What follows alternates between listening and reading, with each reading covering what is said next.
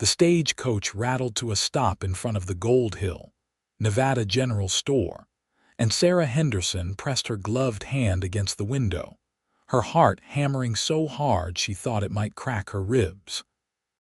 28 years old, widowed for 3 years, and she had traveled over 1,000 miles to marry a man she had never met, a rancher named Douglas Whitman, who had advertised for a bride in the newspaper.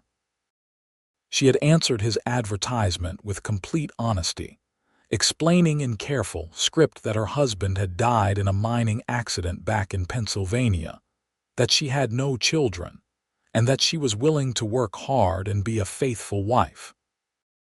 His return letter had been brief but encouraging, saying he needed a woman who understood hardship and could manage a household on the frontier. He had sent money for her passage and told her to arrive in Gold Hill on the 15th of September, 1877. Today was that day. Sarah smoothed her black traveling dress, wishing she had something more cheerful to wear, but mourning clothes were all she owned that were decent enough for meeting a future husband. The driver opened the door and helped her down, and she stood on the dusty street with her single worn trunk beside her, looking around at the rough town that would become her home. Gold Hill had sprung up during the silver boom, and though the Comstock lode had made millionaires of some, the town itself looked tired and weathered. False-fronted buildings lined the main street, and men in dusty clothes moved between the saloons and the assay office. A few women in calico dresses walked with purpose toward the mercantile, and Sarah felt a flutter of hope that perhaps she could make friends here, build a new life. Mrs. Henderson, a tall man with graying hair and a severe expression, approached her, his boots kicking up small clouds of dust. He wore a black suit that looked expensive but uncomfortable in the Nevada heat. "Yes, Mr. Whitman." Sarah extended her hand, trying to smile warmly despite her nervousness. He did not take her hand. Instead, he looked her up and down with an expression that grew colder by the second. "You are wearing mourning clothes." "Yes, I explained in my letter that I am a widow. I have been in mourning for 3 years now, and these are the best clothes I own for traveling." Sarah felt her stomach tighten with anxiety. "You said you were a widow, but you did not explain the full extent of your situation." His voice was harsh, and several people on the street had stopped to watch the exchange. "I assumed you had been widowed many years ago, that you were past all that grief and attachment to a dead man. I need a wife who will devote herself entirely to me and my ranch, not someone who is still pining for a ghost." Sarah felt her face flush with both embarrassment and anger. "Sir, I am not pining. I have mourned appropriately, and I am ready to begin a new life. I have been honest with you from the beginning. You deceived me by omission." Douglas Whitman's face was like granite. "I will not marry a woman who comes to me as second choice, wearing another man's ring around her neck." He pointed to the thin chain visible at her collar, where she kept her first husband's wedding band. "This is all I have left of him," Sarah whispered, her hand moving instinctively to protect the small token. "It does not mean I cannot give my whole heart to a new marriage. I have made my decision. I will pay for your room at the boarding house for 1 week, and I will provide funds for your return passage. I will not be marrying you, Mrs. Henderson. I suggest you take the next stage back to wherever you came from." He reached into his pocket, pulled out a small leather purse, and pressed it into her hand before turning on his heel and walking away, leaving her standing alone in the middle of the street with her trunk and her shattered hopes. Sarah stood frozen, unable to process what had just happened. The few spectators who had watched the scene quickly looked away, embarrassed for her. She felt tears burning her eyes but refused to let them fall in public. With shaking hands, she picked up her trunk, though it was heavy and awkward, and began walking toward the boarding house she could see down the street. Each step felt like moving through deep water, her entire body weighted down with humiliation and fear. She had sold everything she owned to make this journey. She had no family back east, no home to return to. The money Douglas Whitman had given her would not be enough to start over somewhere else. The boarding house was run by a stern-faced woman named Mrs. Patterson, who looked at Sarah with a mixture of pity and suspicion when she explained that Mr. Whitman had paid for a week's stay. "He is a difficult man," Mrs. Patterson said quietly as she showed Sarah to a small but clean room on the second floor. "You might count yourself lucky that you discovered his nature before you married him." "Lucky," Sarah repeated hollowly, sitting down on the narrow bed after Mrs. Patterson left. She did not feel lucky. She felt abandoned and foolish and desperately afraid of what would become of her. For several hours, she sat in that room, trying to think of a plan. She could try to find work in Gold Hill, but what kind of work would be available to a woman alone?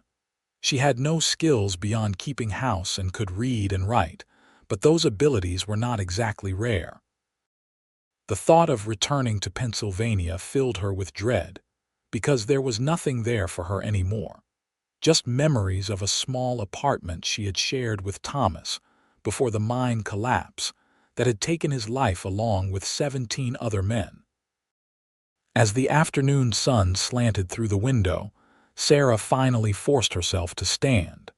She would not simply give up. She would wash her face, put on her other dress which was only slightly less worn than this one, and she would walk through the town to see what opportunities might exist. Perhaps someone needed a housekeeper or a cook. Perhaps there was a family that needed help with children. She would find something because the alternative was unthinkable. The main street of Gold Hill was busier in the late afternoon as men finished their shifts at the mines and came into town. Sarah walked past the Silver Dollar Saloon, keeping her eyes straight ahead when men called out to her from the doorway. She passed the assay office, the blacksmith, and a small restaurant before reaching the general store. A sign in the window advertised for help, and Sarah felt a surge of hope as she pushed open the door. The interior was dim and crowded with goods, everything from bolts of fabric to sacks of flour to mining equipment. A middle-aged man with spectacles stood behind the counter, and he looked up as Sarah entered. "Can I help you, madam? I saw your sign about needing help. I am looking for employment." Sarah tried to sound confident and capable. The man's expression shifted to something apologetic. "I appreciate you asking, but I need someone who can lift heavy loads and make deliveries. My back is not what it used to be, and I need a strong young man for the work. I am sorry, but you would not be suitable." Sarah thanked him quietly and left, feeling her hope deflate. She tried 2 more establishments with similar results. By the time the sun was setting and the temperature was finally dropping from the oppressive heat of the day, Sarah found herself at the edge of town, looking out at the scrubby hills and feeling utterly lost. "You look like you could use a friend." The voice came from behind her, and Sarah turned to find a woman about her own age with kind brown eyes and a capable air about her. She wore a simple cotton dress and an apron, and her dark hair was pulled back in a practical bun. "I am Elizabeth Morris. I run the restaurant you passed earlier. I saw you come into town today, and I saw what Douglas Whitman did to you." Sarah felt her defenses rise, expecting judgment or pity, but Elizabeth's expression held only genuine concern. "I am Sarah Henderson. I know this is not my place, but I thought you might want to know that you are better off without Douglas Whitman.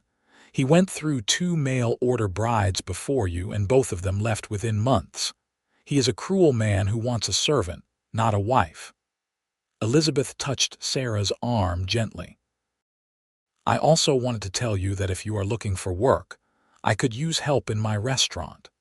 The pay is not much, but it includes meals, and I have a small room in the back that you could use.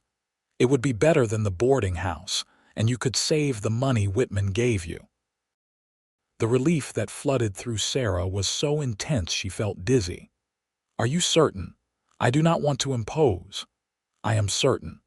I have been trying to manage everything by myself since my husband died last year, and I am exhausted. I can cook, but I need someone to help serve and clean up, and someone to talk to besides drunk minors."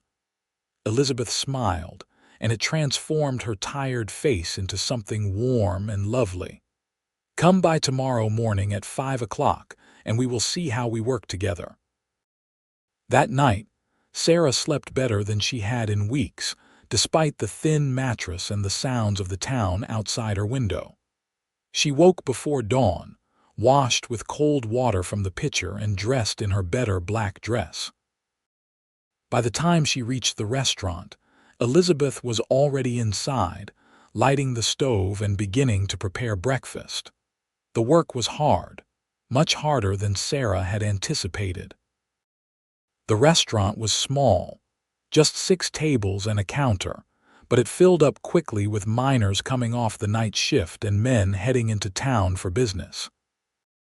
Sarah learned to balance multiple plates on her arms, to move quickly between tables, to remember orders, and to handle the rough behavior of some customers with a firm but polite demeanor.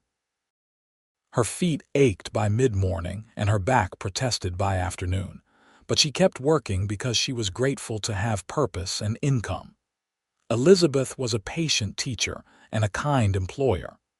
During the brief lulls between meal rushes, they talked while washing dishes or preparing food. Sarah learned that Elizabeth's husband had been a gambler who had been shot in a dispute over cards, leaving her with the restaurant and a mountain of debt that she was slowly paying off. Elizabeth learned about Sarah's life in Pennsylvania, about her marriage to Thomas, who had been gentle and loving, about the devastation of losing him, and then losing their small savings to his medical bills before he died. "We are both widows trying to survive in a place that does not make survival easy," Elizabeth said one afternoon as they peeled potatoes together. "But I think we can help each other. You are good at this work, Sarah. The customers like you, and you are reliable. I would be happy to have you stay as long as you wish." "Thank you," Sarah said, and meant it with her whole heart. For the first time since arriving in Gold Hill, she felt like maybe she could build something here, even if it was not the life she had imagined. 3 weeks passed in this manner, and Sarah fell into a rhythm of early mornings and long days. She moved into the small room behind the restaurant, which was barely larger than a closet but was clean and private. She saved most of her wages and began to feel like perhaps she could eventually open her own business, maybe a dress shop or a laundry. She was serving breakfast to a table of miners one morning when the door opened, and a man walked in who made her stop mid-sentence. He was tall, well over 6 feet, with broad shoulders and a lean, muscular build that spoke of hard physical work. His hair was dark brown and slightly too long, curling at his collar, and his face was tanned from the sun, with strong features and striking blue eyes that seemed to take in everything at once. He wore the practical clothes of a working cowboy, dusty jeans and a worn shirt, a bandana around his neck, and a hat that he removed as he entered. He looked to be in his early 30s, and there was something quietly confident about the way he moved, like a man who knew exactly who he was and did not need to prove anything to anyone. "Sit anywhere you like," Sarah called out, trying to recover her composure. She finished taking the miner's order and walked over to where the cowboy had settled at the counter. "What can I get for you?" "Coffee, black, and whatever breakfast special you have today," he said, and his voice was deep and warm with a slight drawl. He met her eyes directly, and Sarah felt a flutter in her chest that she had not experienced in years. "That would be eggs, bacon, biscuits, and gravy," she said, writing it down even though she would remember. I will have that out for you shortly." She brought him his coffee and tried not to watch him as she worked, but she found her eyes drawn to him repeatedly. He ate his breakfast without rushing, reading a newspaper that someone had left on the counter, and when he finished, he left payment with a generous tip. "Thank you, madam." "That was excellent." He smiled at her and Sarah felt her heart skip. "You are welcome. I hope you will come back." The words came out before she could stop them, and she felt her face heat with embarrassment. "I am certain I will," he said, settling his hat back on his head. "I am Carter Preston, by the way. I have a small ranch about 10 miles north of here." "Sarah Henderson," she replied, wiping her hands on her apron. "It is nice to meet you, Mr. Preston." "Carter, please. Mr. Preston makes me feel old." He tipped his hat to her and left, and Sarah stood there feeling strangely breathless. That man has been coming to town once a week for the past year, and he has never looked at anyone the way he just looked at you," Elizabeth said from behind her, amusement clear in her voice. "He was just being polite," Sarah protested, but she could not stop the smile that spread across her face. Carter did come back the very next day and the day after that. He always sat at the counter, always ordered breakfast even though it was sometimes late afternoon, and he always talked to Sarah when she was not busy with other customers. He asked her questions about herself, listening intently to her answers, and he told her about his ranch, about the cattle he was trying to build up, about the hard work of making a living from the land. He had come to Nevada from Montana 3 years earlier, looking for a fresh start after his parents had died and left him a small inheritance. He had bought land that nobody else wanted because it was rocky and water was scarce, but he had worked tirelessly to improve it, building a solid cabin, digging a well, and slowly acquiring a herd. Sarah found herself thinking about Carter at odd moments throughout her day, remembering something he had said or the way his eyes crinkled when he smiled. She looked forward to his visits with an anticipation that both thrilled and frightened her. It felt like a betrayal of Thomas's memory to be interested in another man, but it had been 3 years, and she was so lonely. One afternoon, when the restaurant was empty between lunch and dinner, Carter lingered after finishing his meal. "Sarah, would you allow me to take you for a drive on Sunday? I thought I could show you some of the countryside, maybe have a picnic. I know you work hard all week, and I thought you might enjoy an outing." Sarah hesitated, her hand going unconsciously to the chain around her neck where Thomas's ring hung. Carter noticed the gesture, and his expression grew serious.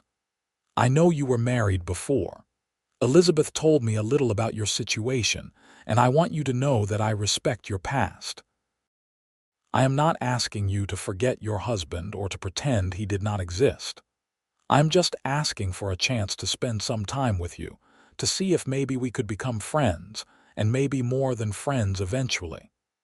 The honesty in his words made Sarah's decision easy. "I would like that very much, Carter.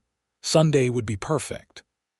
When Sunday arrived, Sarah woke early and spent extra time on her appearance, choosing her least worn dress, which was a dark blue cotton that Elizabeth had helped her alter to fit better.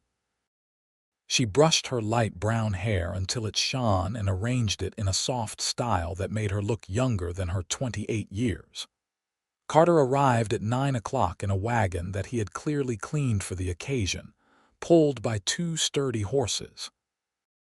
The drive into the countryside was beautiful despite the harsh landscape.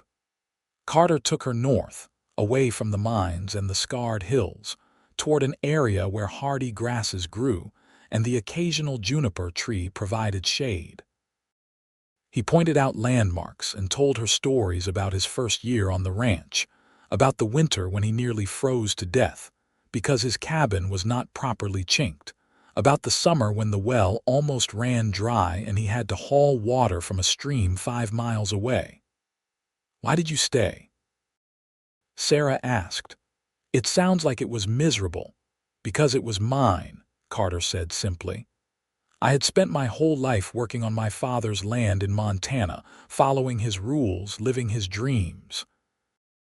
When I came here and bought this property, it was the first time I had something that belonged only to me, that I could build exactly the way I wanted. The hardship was worth it for that freedom. They stopped near a cluster of rocks that provided some shade, and Carter spread out a blanket and unpacked the basket he had brought. There was cold fried chicken, fresh bread, cheese, apples, and a jar of lemonade that was still cool from being stored in his well house that morning. They ate and talked, and Sarah felt herself relaxing in a way she had not since Thomas died.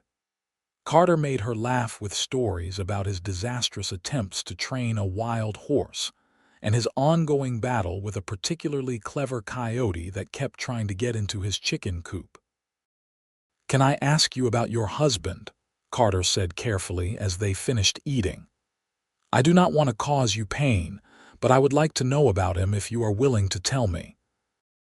Sarah took a deep breath, expecting the familiar wave of grief, but found it was softer now, more like a sad memory than an open wound. "His name was Thomas. We met when I was 19 and he was 22.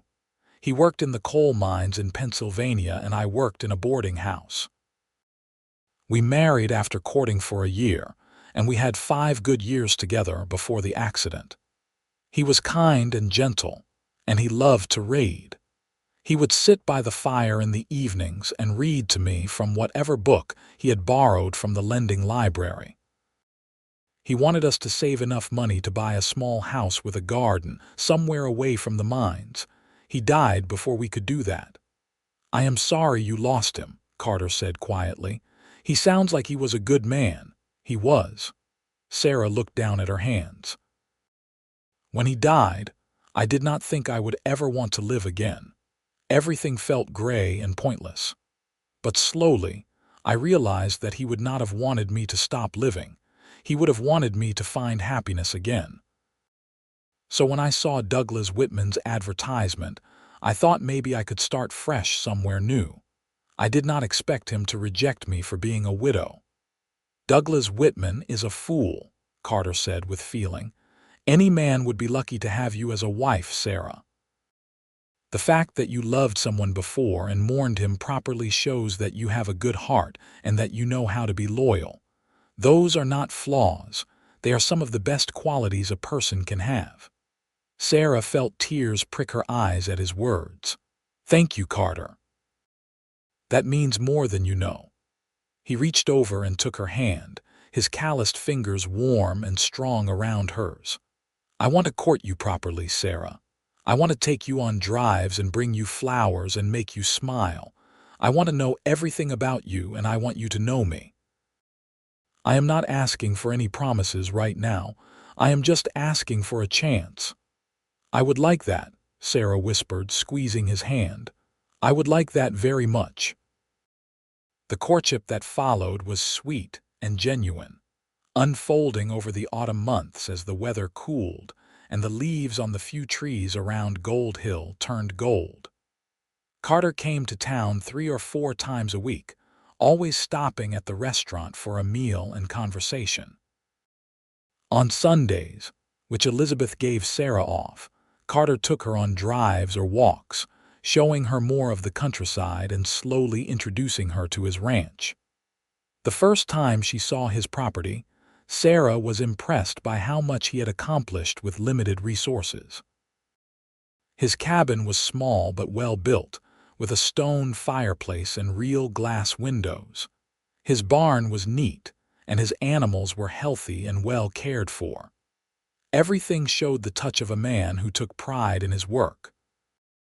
As they spent more time together, Sarah found herself falling in love with Carter in a way that was different from her love for Thomas, but no less real. Carter was confident where Thomas had been shy, practical where Thomas had been dreamy, but both men shared a fundamental kindness and respect for her. Carter never pressured her for more than she was ready to give. never made her feel guilty about her past, and always treated her like someone whose thoughts and opinions mattered.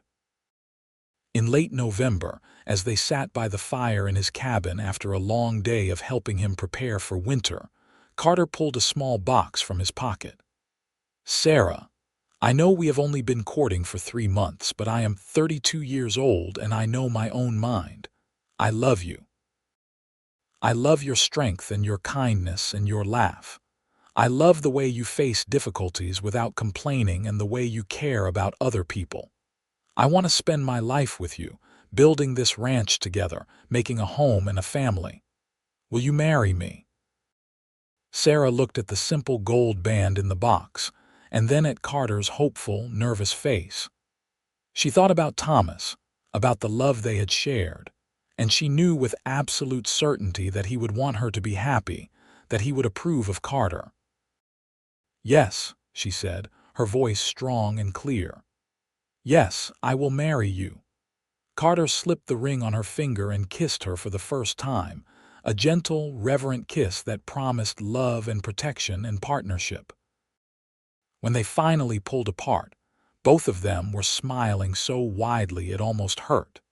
They were married 2 weeks later in a simple ceremony at the church in Gold Hill, with Elizabeth standing up as Sarah's witness and Carter's nearest neighbor, an older rancher named Jim Collins, serving as his. Sarah wore a new dress that Elizabeth had helped her sew, a soft green wool that brought out the color in her eyes. Carter wore his best clothes and looked so handsome that Sarah felt her breath catch when she saw him waiting at the altar. The preacher kept the ceremony short, which suited both of them perfectly. When he pronounced them husband and wife and Carter kissed her, Sarah felt like her heart might burst with happiness. They celebrated with a dinner at Elizabeth's restaurant, where many of the townspeople stopped by to offer congratulations and well wishes. Even some of the rough miners who frequented the restaurant showed up to shake Carter's hand and tell Sarah she was a lucky woman, though Carter corrected them and said he was the lucky one. That night, Carter took Sarah home to the ranch that was now hers as well. He carried her over the threshold of the cabin and set her down gently, and they stood there in the firelight, suddenly shy with each other despite months of growing intimacy. "I want you to be happy here," Carter said softly, tucking a strand of hair behind her ear. "I want this to feel like your home, not just mine.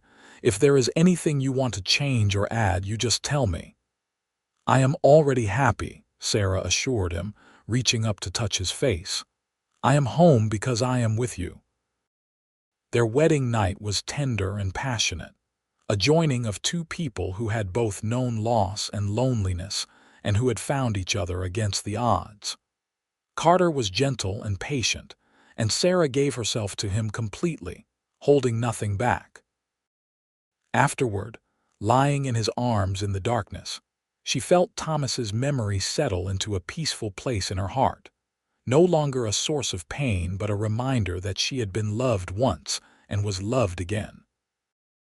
Life on the ranch was harder than Sarah had anticipated, but she threw herself into the work with determination.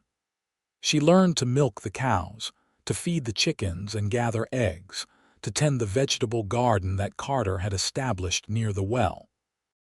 She learned to cook on the wood stove, to make bread and preserve vegetables for the winter, to mend clothes and make soap. Carter taught her to ride, patiently working with her until she could handle a horse well enough to help him move cattle or check fence lines. Winter arrived in full force in December, bringing snow and bitter cold that made every task a challenge. But the cabin was warm and snug, and Sarah loved the evenings when she and Carter would sit by the fire, talking about their plans for the ranch or reading aloud to each other from the books Carter had collected over the years. He had a surprising number of them, everything from agricultural manuals to novels to poetry, and he had clearly read them all multiple times. "Thomas used to read to me," Sarah said one night, watching Carter's face as he read from a volume of Shakespeare sonnets. I loved listening to his voice. I love listening to yours, too. Carter looked up, his blue eyes soft in the firelight. I am glad I can give you something that makes you happy, something that reminds you of good times. I never want you to feel like you have to hide your past from me, Sarah. Thomas was part of making you who you are, and I love who you are. How did I get so lucky to find you? Sarah whispered, moving closer to him on the settee. I am the lucky one, Carter said firmly, pulling her into his arms. I was starting to think I would spend my life alone out here. Finding you was the best thing that ever happened to me. Christmas was simple but joyful. They could not afford much, but Sarah used some of her saved wages to buy Carter a new pair of work gloves and a warm scarf she had knitted in secret. Carter gave her a beautiful shawl he had ordered from San Francisco, and a set of books he had sent away for, knowing how much she missed having something to read. They went to church in town on Christmas morning and then came home to a feast Sarah had prepared, a chicken from their own coop roasted with vegetables from their own garden. This is the best Christmas I have ever had, Carter said as they sat at the table together, holding hands. Being married to you, having you here to share my life, it is everything I ever wanted. Sarah felt tears of happiness slip down her cheeks. I never thought I would be this happy again. When Douglas Whitman rejected me, I thought my life was over. But now I see that it was a blessing in disguise. If he had married me, I never would have met you. I need to remember to thank Douglas Whitman for being such a fool, Carter said with a grin, and Sarah laughed. The winter passed slowly, with storms that sometimes kept them confined to the cabin for days at a time, but Sarah never felt trapped or restless. She had Carter, and that was enough. They talked for hours, learning each other's thoughts and dreams, sharing stories from their childhoods and their past. Carter told her about growing up in Montana, about his stern father who had expected perfection and his gentle mother who had died when he was 15. Sarah told him about her childhood in Philadelphia, about her parents who had died in a typhoid epidemic when she was 16, about the loneliness of working in boarding houses and trying to survive on her own until she met Thomas. We have both lost so much, Sarah said one snowy afternoon as they lay in bed, listening to the wind howl outside. But somehow we found each other. That has to mean something. It means we are stronger than our losses, Carter said, kissing her forehead. It means we know how to survive, and now we get to do more than just survive. We get to build something good together. Spring arrived slowly, the snow melting gradually to reveal the browns and grays of the landscape. But as the weeks passed, green began to appear, and Sarah was amazed at how beautiful the Nevada countryside could be when it was not parched by summer heat or covered in winter snow. Wildflowers bloomed in unexpected places, and the creek that ran through the eastern edge of Carter's property swelled with runoff. Sarah discovered she was pregnant in April, and the joy of telling Carter was almost overwhelming. He picked her up and spun her around, laughing with delight, and then immediately became concerned that he might have hurt her or the baby. I am fine, Sarah assured him, laughing at his sudden nervousness. I am strong, and our baby will be strong too. Carter became even more protective and attentive as Sarah's pregnancy progressed. He tried to take on all the heavy work, not wanting her to strain herself, but Sarah insisted on continuing to do her share of the ranch chores, knowing that they could not afford for her to be idle. Women have been having babies and working on ranches for centuries, she told him when he protested. I will be careful, but I will not spend the next several months sitting in a chair doing nothing. They made plans for the baby, converting a corner of their bedroom into a nursery area, and building a cradle from wood Carter carefully selected and shaped. Sarah sewed tiny clothes from fabric Elizabeth helped her pick out on their monthly trips to town, and she made quilts and blankets in bright colors. The future seemed full of promise and hope. In early June, when Sarah was about 5 months along, they had visitors. Carter was working on repairing a section of fence near the house when a wagon appeared on the road, moving slowly toward them. Sarah came out of the cabin, shading her eyes against the sun, and her heart sank when she recognized Douglas Whitman driving the wagon. Beside him sat a young woman who looked terrified, her eyes red from crying. Carter came to stand beside Sarah, his hand finding hers in a gesture of support and solidarity. "Mr. Whitman," he said coolly as the wagon stopped, "what brings you out here?" "I came to see Mrs. Henderson," Douglas said, his voice stiff. Then he seemed to realize his mistake. "Or I suppose it is Mrs. Preston now." "What do you want?" Sarah asked, her voice stronger than she felt. Douglas gestured to the young woman beside him.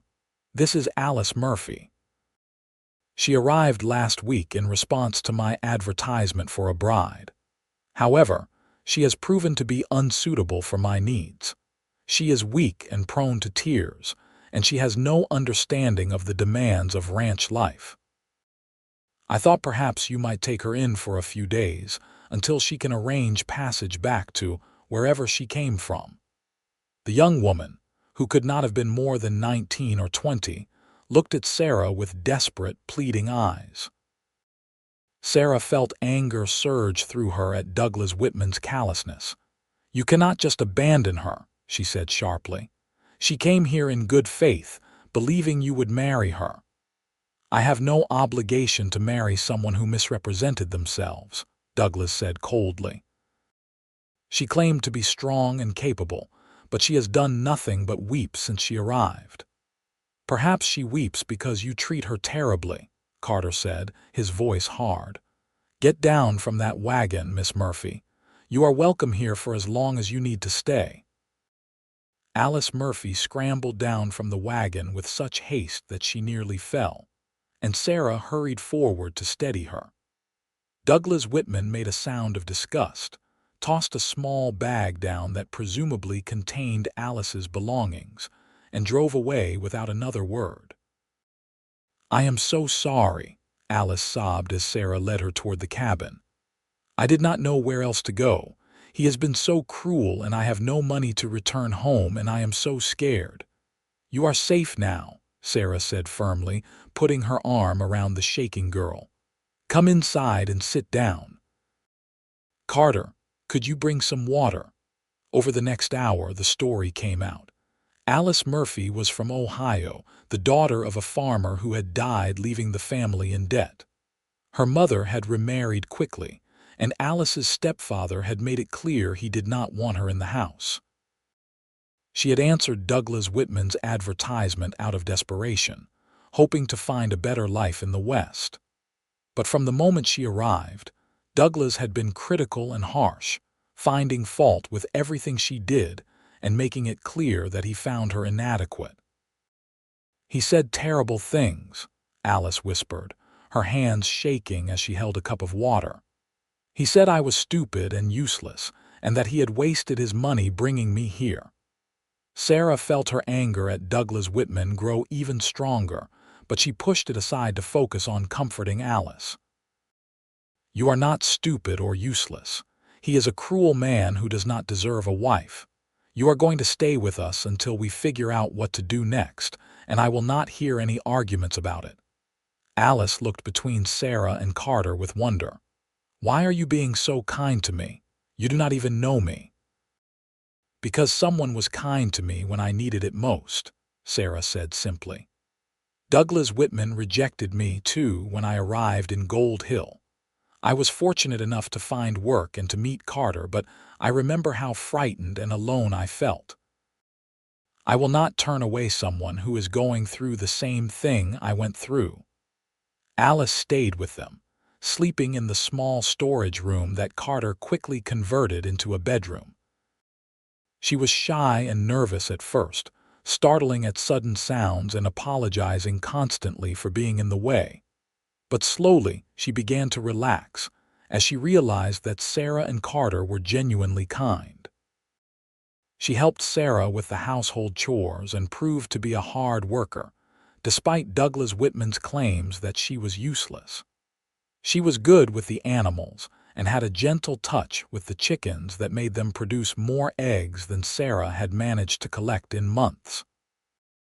After 2 weeks, Carter brought up the subject of Alice's future one evening after dinner. "Alice, you are welcome to stay here as long as you like, but I have been thinking about your situation. There is a family about 20 miles east of here, the Johnsons, who have a large ranch and a house full of children. I know they have been looking for help, someone to assist Mrs. Johnson with the cooking and cleaning and watching the younger children. The pay would not be much, but it would include room and board, and they are good people. Would you be interested in something like that?" Alice's face lit up with hope. "Do you really think they might hire me?" "I will take you over there this weekend and introduce you," Carter promised. "I have known Ed Johnson for 2 years, and he is an honest man.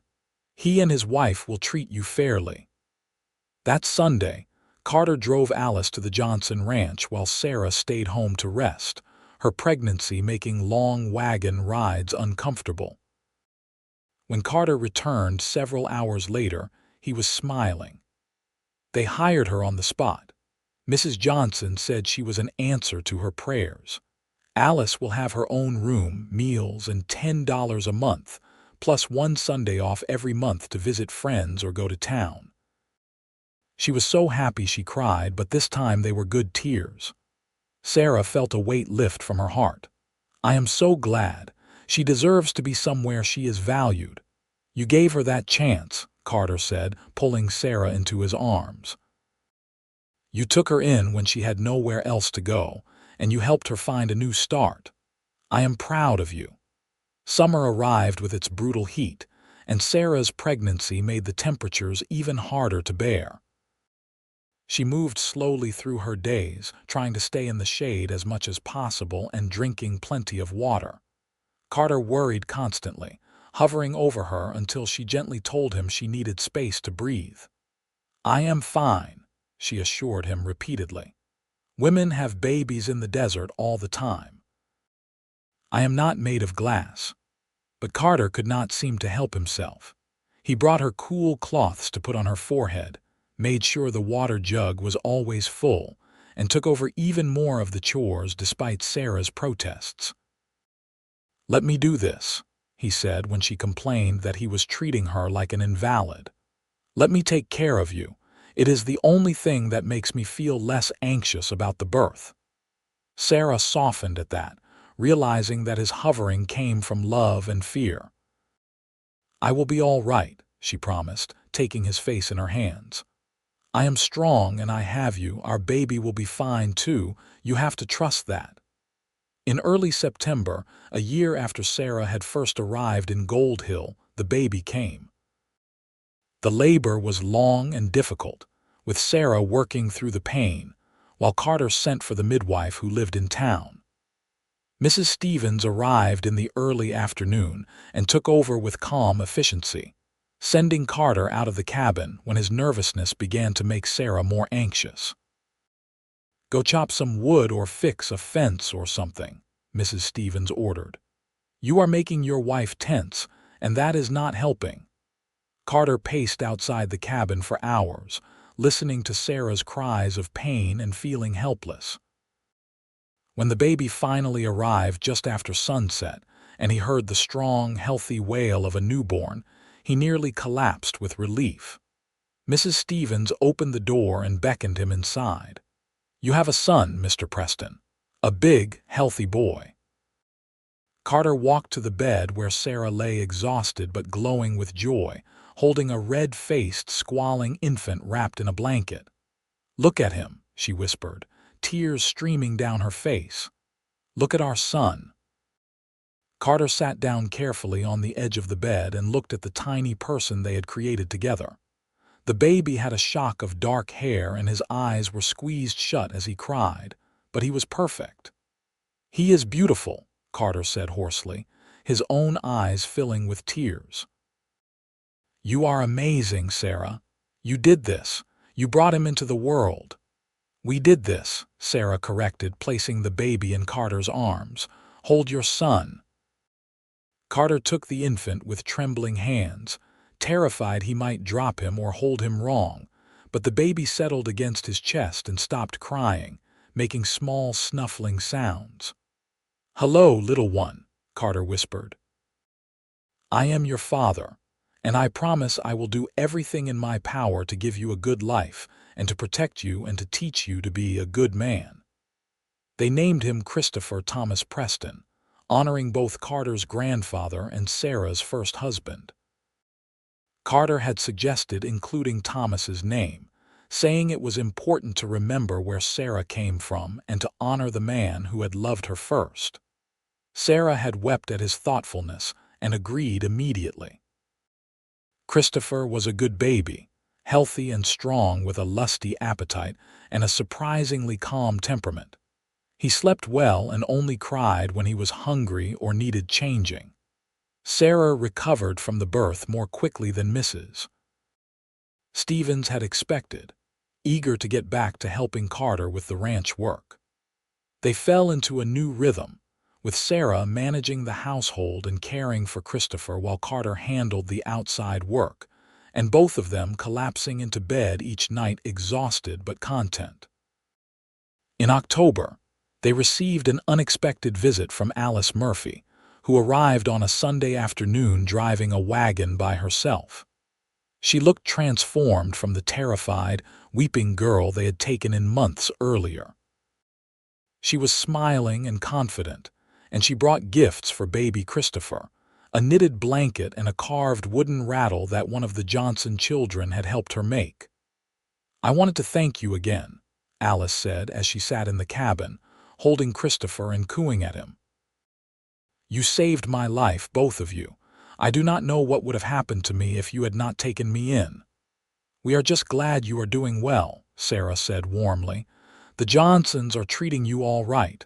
They are wonderful," Alice said enthusiastically. "Mrs. Johnson is teaching me to cook properly, and I am learning to sew.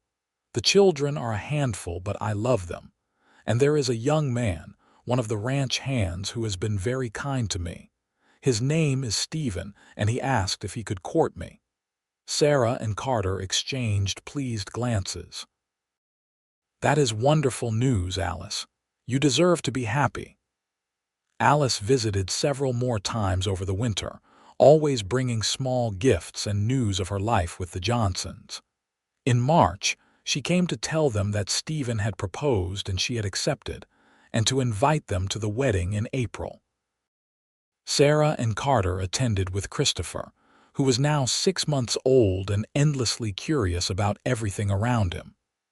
The wedding was simple but joyful, and Alice glowed with happiness as she married the quiet, steady young man who clearly adored her.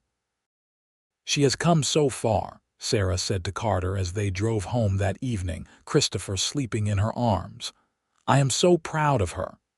"You made that possible," Carter said, reaching over to squeeze her hand. "You gave her a chance when no one else would."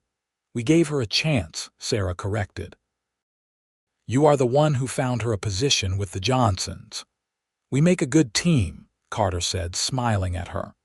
"We do," Sarah agreed, leaning her head on his shoulder. The years that followed were full and rich, marked by hard work and simple pleasures. The ranch prospered as Carter's herd grew, and his reputation for raising quality cattle spread. They added on to the cabin, building an additional bedroom and a larger kitchen, making room for their growing family. Sarah gave birth to a daughter in the spring of 1880, a beautiful baby girl with Carter's blue eyes and Sarah's light brown hair. They named her Emma Rose, and Christopher, now nearly 3 years old, was fascinated by his baby sister. Carter continued to work tirelessly on the ranch, but he always made time for his family. He taught Christopher to ride as soon as the boy was old enough to sit on a horse, and he included Sarah in all his decisions about the ranch, valuing her opinions and her intelligence. Sarah continued to manage the household and help with the animals, and she began to cultivate a larger garden, experimenting with different vegetables and even some fruit trees that she coaxed into growing despite the harsh climate. They made friends in the area, becoming part of a community of ranchers and farmers who supported each other through droughts and hard winters and good times. They attended church in Gold Hill when they could, and Sarah maintained her friendship with Elizabeth Morris, who eventually remarried a kind shopkeeper and closed the restaurant to focus on her new family. Douglas Whitman's name came up occasionally in town gossip. He had apparently married a mail-order bride who lasted exactly 6 months before running away in the middle of the night, taking his horse and enough money to get back east. After that, Douglas had given up on finding a wife and lived alone on his ranch, growing more bitter and isolated with each passing year. Sarah felt pity for him rather than anger. He had let his pride and his impossible standards rob him of the chance for happiness, while she had found more love and joy than she had ever thought possible after losing Thomas. In 1882, Sarah gave birth to another son, whom they named Daniel Carter Preston. By this time, the ranch was prosperous enough that Carter hired 2 ranch hands to help with the work, allowing him to spend more time with his family. Christopher was now 5 and already showing signs of following in his father's footsteps, fascinated by the cattle and the horses and everything about ranch life. Emma was a sweet, happy 2-year-old who loved to follow Sarah around and help with whatever task she was doing, even if her help was more hindrance than assistance. One evening in late 1883, as Sarah and Carter sat on the porch watching the sunset while their children played in the yard, Carter took her hand and said, "I want you to know how grateful I am for you, Sarah. You took a chance on me when you were hurting and scared, and you have made my life better in every possible way. This ranch, these children, this life we have built together, it is more than I ever dreamed of having." Sarah leaned against him, feeling the warmth of his body and the strength of his love. "I am grateful, too. When Douglas Whitman rejected me, I thought my life was over. I thought I would never be happy again. But you showed me that I could love again, that I could build a new life without forgetting the past. You accepted me as I was with all my grief and my history, and you loved me anyway." "I loved you because of who you are, not despite it," Carter said, kissing the top of her head. "Every part of your past made you the woman I fell in love with. I would not change a single thing." They sat together as the sky turned from gold to pink to purple, and Sarah reflected on the strange journey that had brought her to this moment. She had been rejected as a mail-order bride, humiliated and abandoned in a strange town with nowhere to go.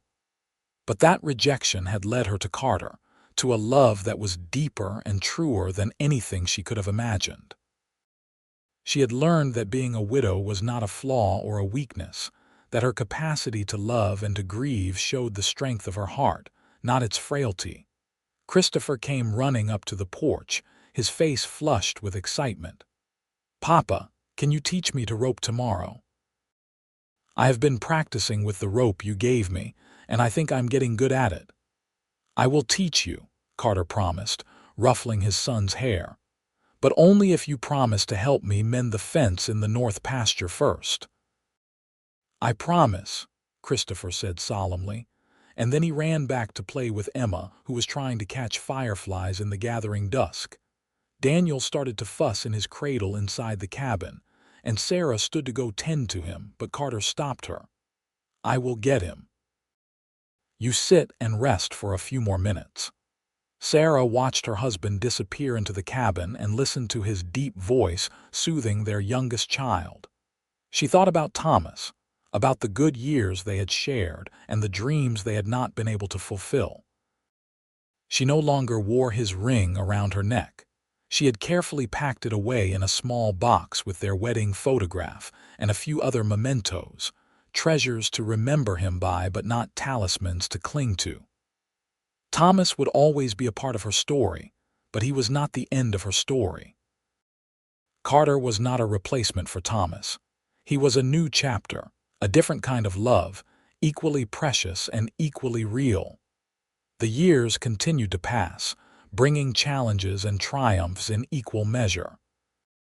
There were droughts that tested their resources and their faith, winters that were brutal and long, springs that brought flooding and damage.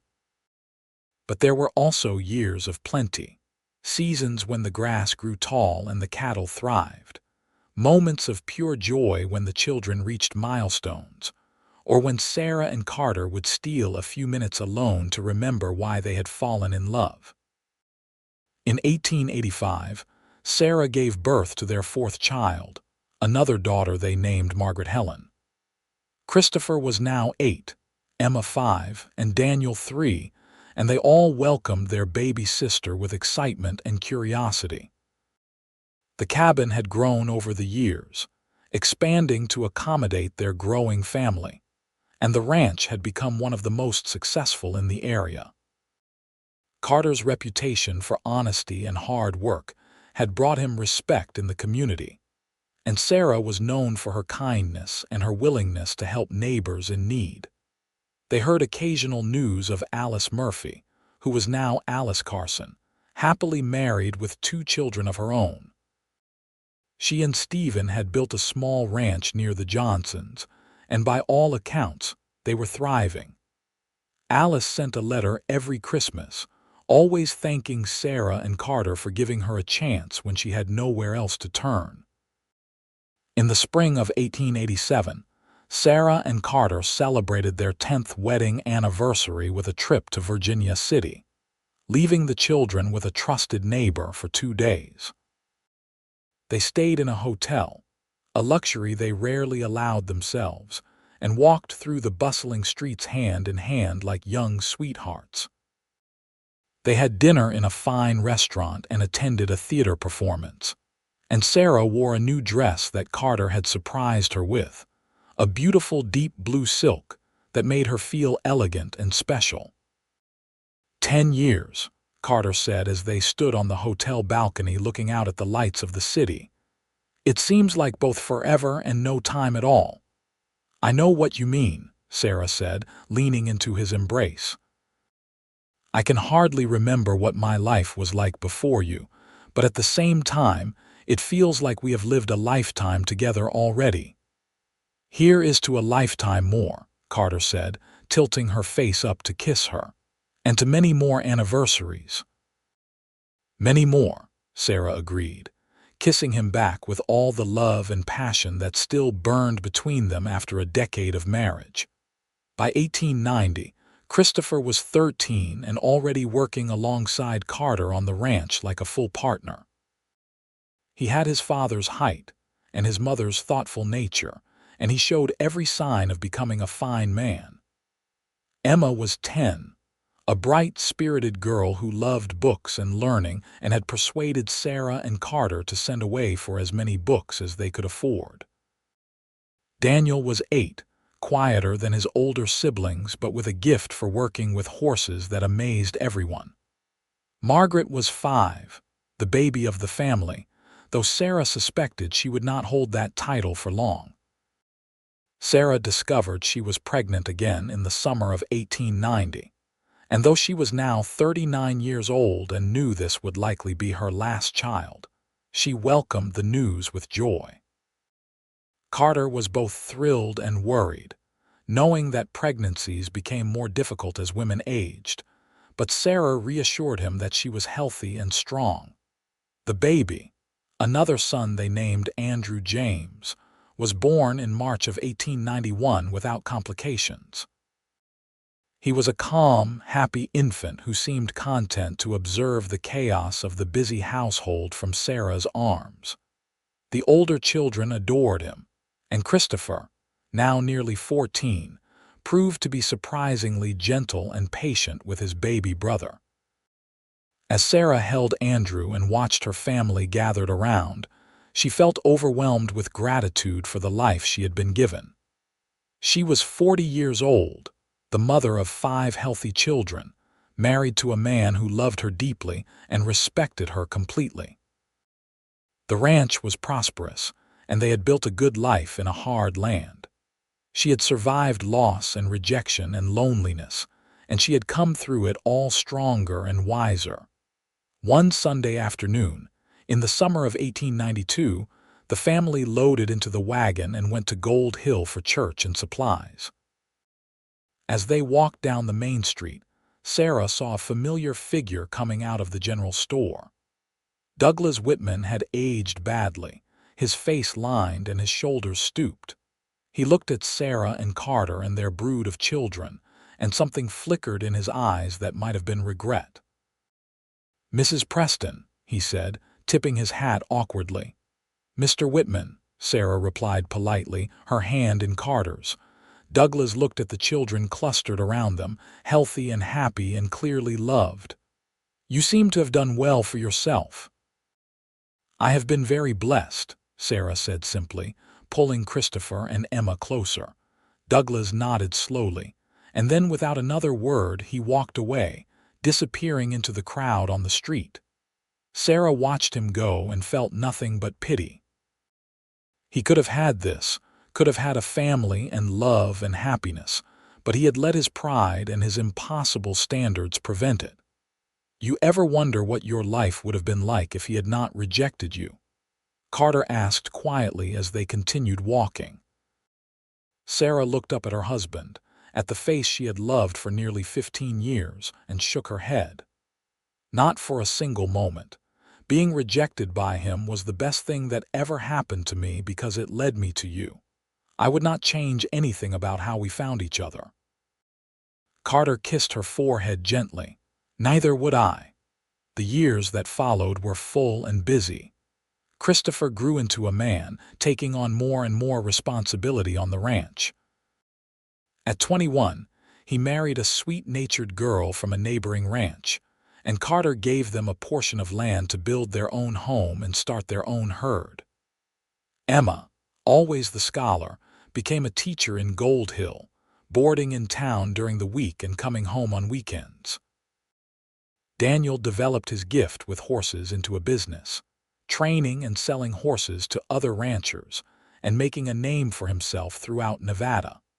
Margaret grew into a beautiful young woman with her mother's kind heart and her father's determination. Andrew, the baby, showed signs of being a natural leader even as a young boy, organizing his siblings and cousins into elaborate games and adventures. In 1900, Sarah and Carter celebrated their 25th wedding anniversary surrounded by their children, their grandchildren from Christopher and his wife, and their extended family of friends and neighbors. They had survived droughts and hard times.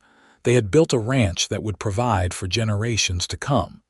And most importantly, they had loved each other deeply and faithfully through it all.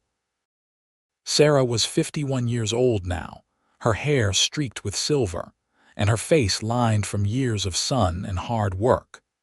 But when Carter looked at her, he still saw the beautiful, brave woman who had been rejected and abandoned, but who had never given up hope. And when Sarah looked at Carter, she saw the man who had accepted her completely, who had loved her for who she was rather than who he wanted her to be.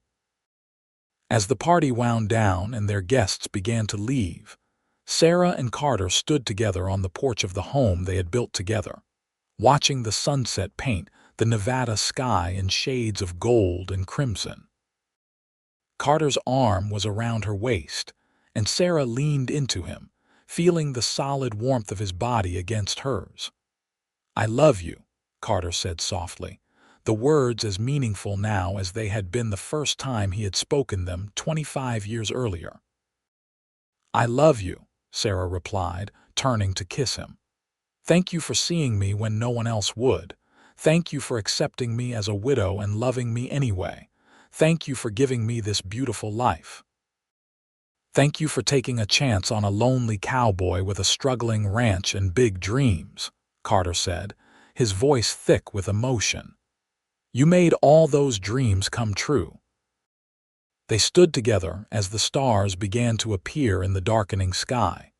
Two people who had found each other against the odds, who had built something lasting and true out of rejection and heartbreak. Sarah thought about the frightened young widow who had stood in the street in Gold Hill all those years ago, humiliated and abandoned, and she wished she could go back and tell that woman that everything would be all right, that the rejection was not the end but the beginning of something wonderful. The years continued to pass, bringing the new century and all its changes. The Wild West was fading, becoming more civilized and settled, but the Preston Ranch remained a constant, a testament to hard work and enduring love. Christopher took over more of the daily operations as Carter grew older, but Carter never fully retired, always finding work to do and ways to contribute. Sarah and Carter grew old together, their hair turning white, their steps slowing, but their love never diminishing.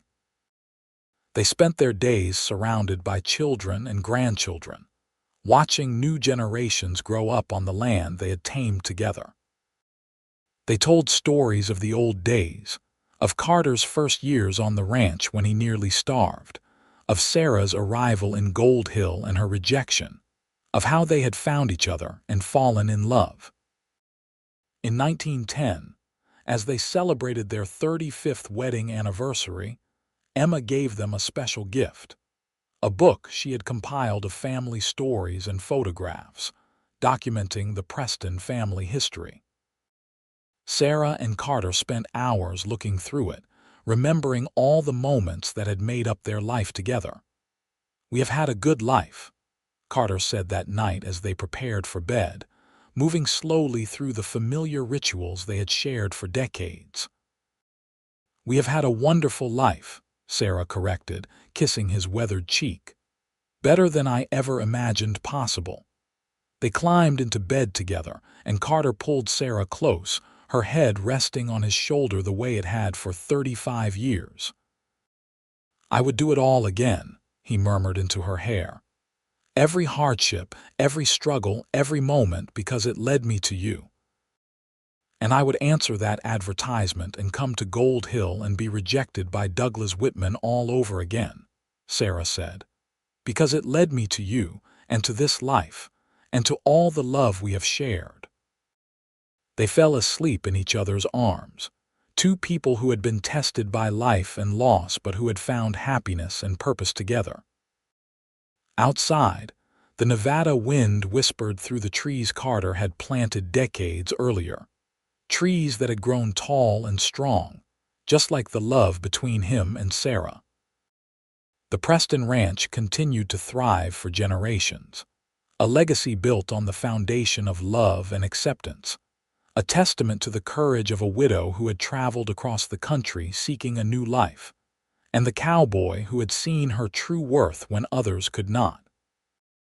And though the Wild West faded into history and the world changed around them, the story of Sarah and Carter Preston endured, a reminder that sometimes the greatest blessings come from the most unexpected places, and that love, when it is true and deep and freely given, can overcome any obstacle.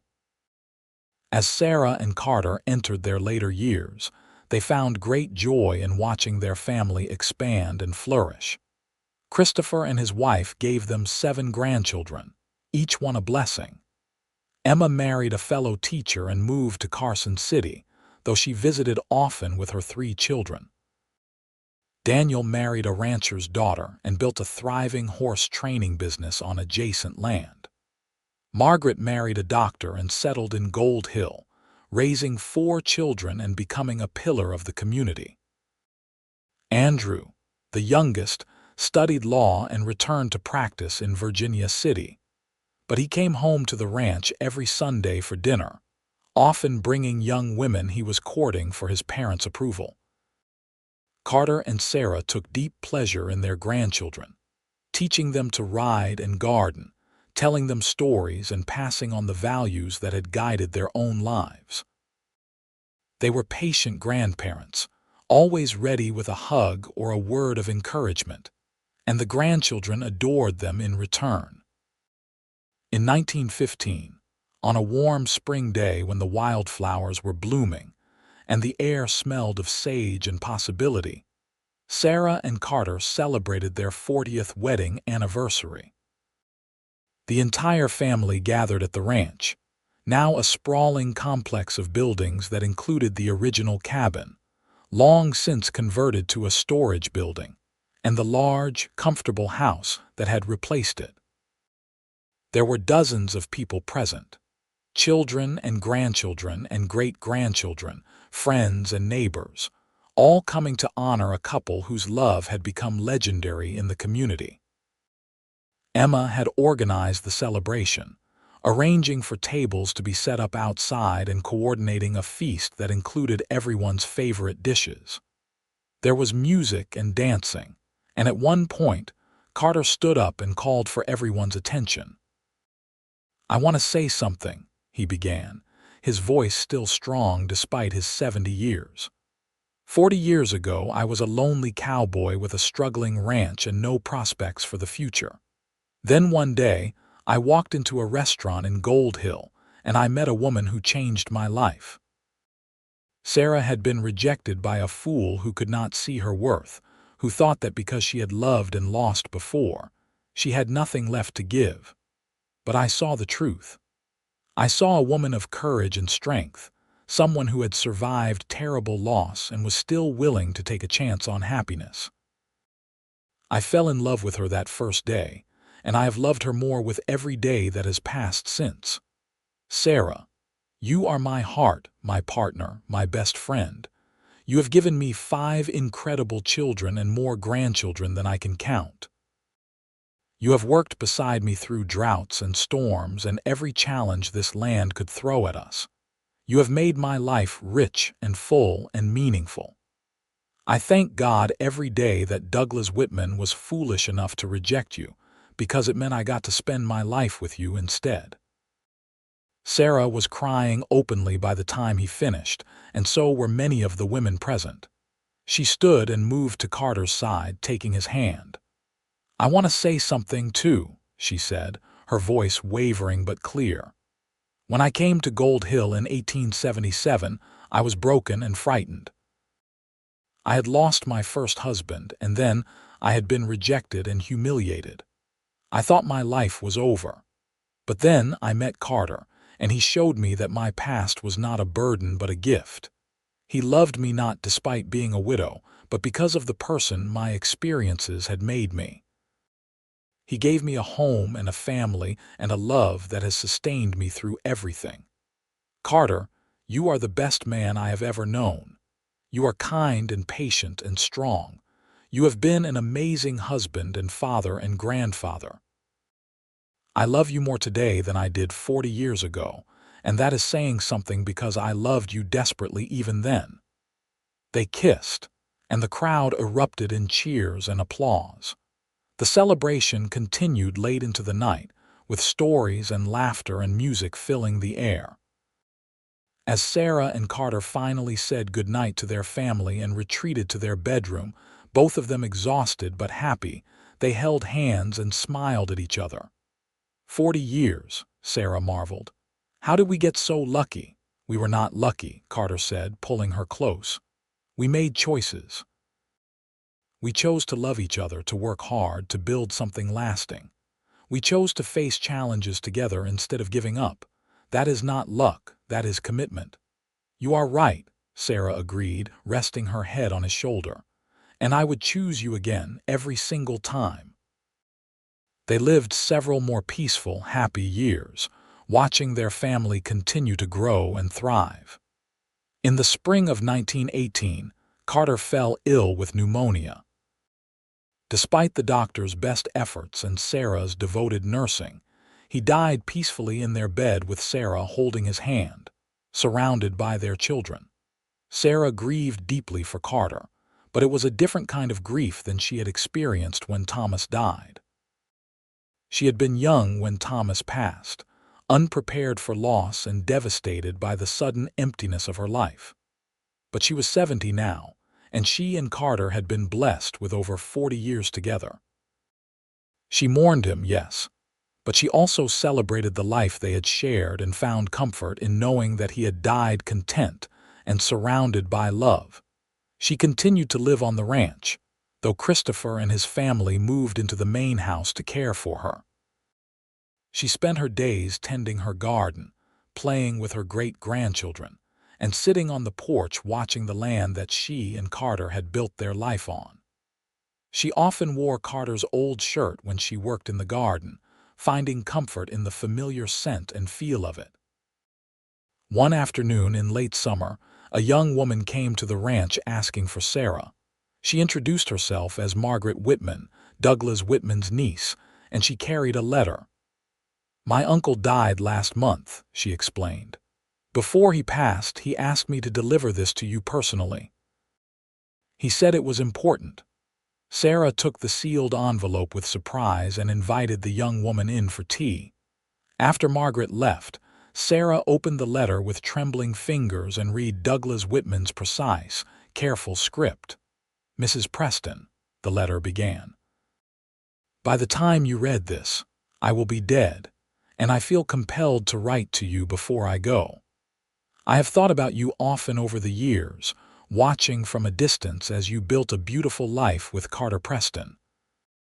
I saw your children grow up strong and good, saw your ranch prosper, saw the love and respect you earned in this community. I need you to know that rejecting you was the biggest mistake of my life. I spent my years alone and bitter, unable to admit that my own pride and impossible standards had cost me everything that mattered. You were exactly the kind of woman I should have married, loyal, strong, capable of deep love, but I was too much of a fool to see it. I watched you and Carter together over the years, saw the partnership you had, the way he looked at you like you were the most precious thing in the world. That could have been me, but I threw it away. I am writing this not to ask for forgiveness, because I do not deserve it, but simply to acknowledge the truth. You were never the problem, Sarah. I was. And I am sorry. I hope you have been happy. From what I have observed, I believe you have been, and that brings me some small measure of peace. Forgive an old fool his moment of honesty. Douglas Whitman." Sarah read the letter twice, then carefully folded it and put it away. She felt a wave of sadness for Douglas, for the life he could have had but had denied himself through his own stubbornness. But more than that, she felt grateful. If Douglas had not rejected her, she never would have met Carter, never would have had the life they built together. Even his cruelty had been part of the path that led her to true happiness. Sarah lived until 1922, passing away peacefully in her sleep at the age of 73. She was buried beside Carter in the small cemetery on the ranch, under the shade of the trees he had planted so many years before. The entire community turned out for her funeral, and person after person stood up to share stories of her kindness, her strength, her generous heart. Emma delivered the eulogy, speaking through her tears about a mother who had taught her children to be brave and kind, who had shown them through her example that love was the most important thing in life, who had built a legacy not of wealth but of family and community and devotion. "My mother was rejected once, discarded because someone saw her past as a flaw rather than as proof of her capacity to love," Emma said. But she did not let that rejection define her. Instead, she found a man who saw her true worth, and together they built something beautiful and lasting. She taught us that being rejected is not the end of the story, that sometimes the greatest blessings come from the hardest moments. She taught us to be brave enough to try again, to never give up on love or hope or dreams. She was an extraordinary woman, and we were all blessed to know her and love her. The Preston Ranch continued to be passed down through the generations. each one adding their own chapter to the story Sarah and Carter had begun. The original cabin, where they had spent their first years together, was preserved and maintained as a reminder of where it all started. Inside, on a small shelf, sat 2 wedding rings on a silver chain, Sarah's first and second marriages honored side by side, proof that the human heart is big enough to hold multiple loves, and that honoring the past does not mean being trapped by it.